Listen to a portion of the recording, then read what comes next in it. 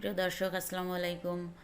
আশা করি আপনারা সবাই ভালো আছেন। আমিও আল্লাহর রহমতে আপনাদের দয়ায় ভালো আছি।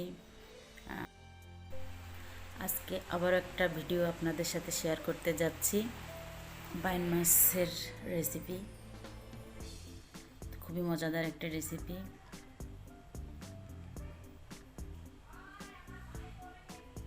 এবং বাইন মাছটা সকলেরই খুব প্রিয়, আমার খুব প্রিয়। বিশেষ করে ছোটো মাছ, এই ধরনের বা এই সাইজের মাছগুলো আমার ভালো লাগে, বড়টা আমি খাই না। তো আজকে রেসিপির জন্য যা দরকার, টমেটো নিয়েছি দুটো, আর আদা, পেঁয়াজ, রসুন, জিরা, এগুলো দিয়ে একটা পেস্ট আমি তৈরি করেছি, সবগুলো 1 টেবিল চামচের মতো। আর নিয়েছি বাইন মাছ, আর হলুদ আর কাঁচামরিচটা আমি পরে অ্যাড করব। তো চলে যাচ্ছি মূল রেসিপিতে। প্যানে 2 টেবিল চামচের মতো তেল দিয়ে দিলাম। এখন মাছগুলোকে ভেজে নিব।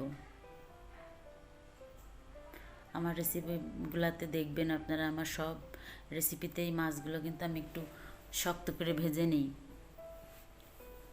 কারণ নরম মাছ আমাদের কেউই পছন্দ করেন,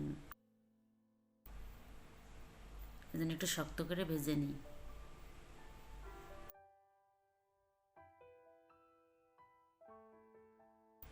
সেটা যে মাছই হোক, শুধু ইলিশ মাছ বাদে।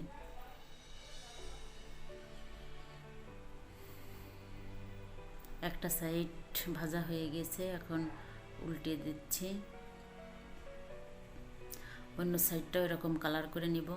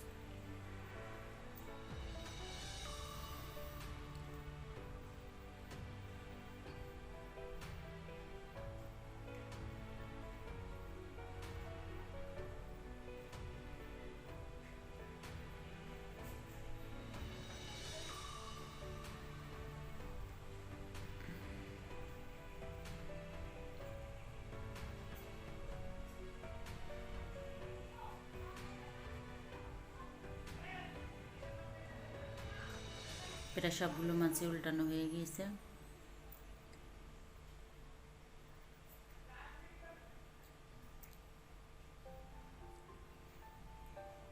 মাছগুলো পুরোপুরি ভাজা হয়ে গেছে, এখন নামিয়ে রাখছি।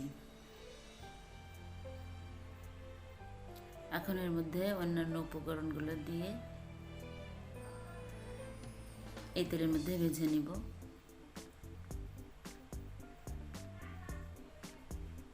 পেস্ট করা মশলাটা দিয়ে দিলাম।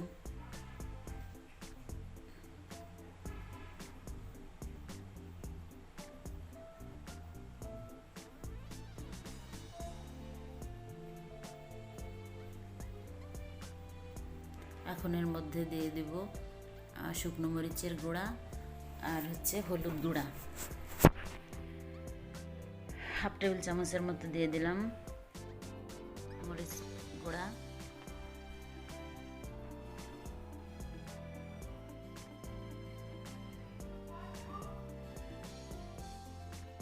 হলুদ দিয়ে দিলাম জাস্ট এ পিঞ্চ, 1 চিমটির একটু বেশি।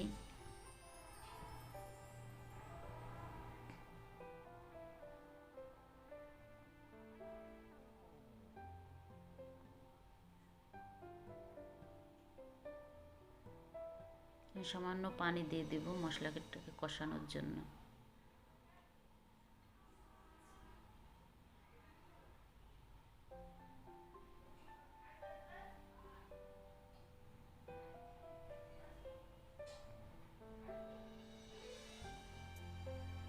স্বাদ মতো লবণ দিয়ে দিলাম।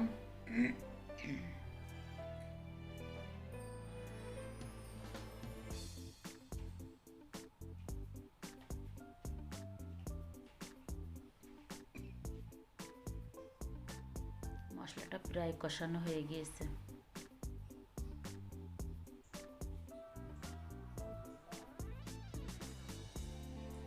এখন এর মধ্যে 1 কাপ পানি দিয়ে দিলাম।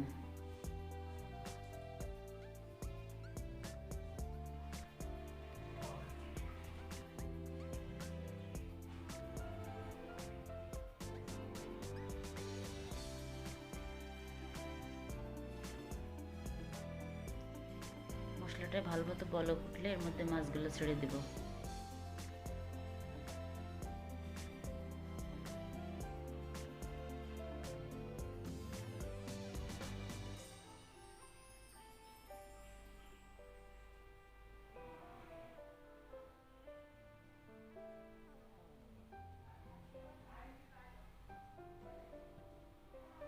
এটা জাল হতে হতে এখন আমার টমেটোটা কেটে নিতে হবে।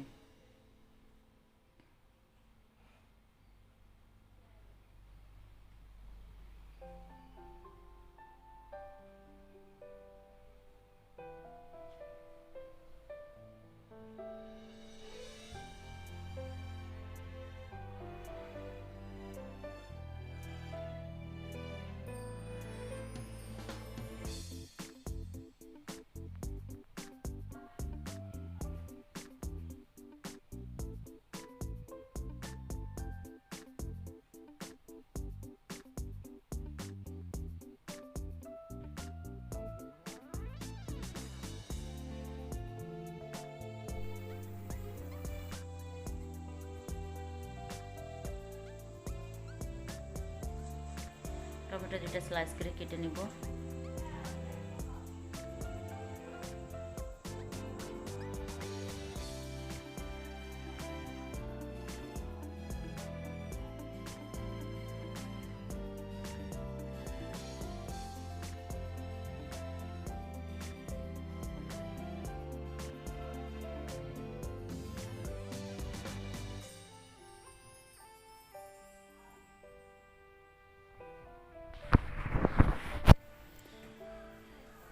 টমেটো দেওয়ার পরে 30-40 সেকেন্ডের মতো জাল করব।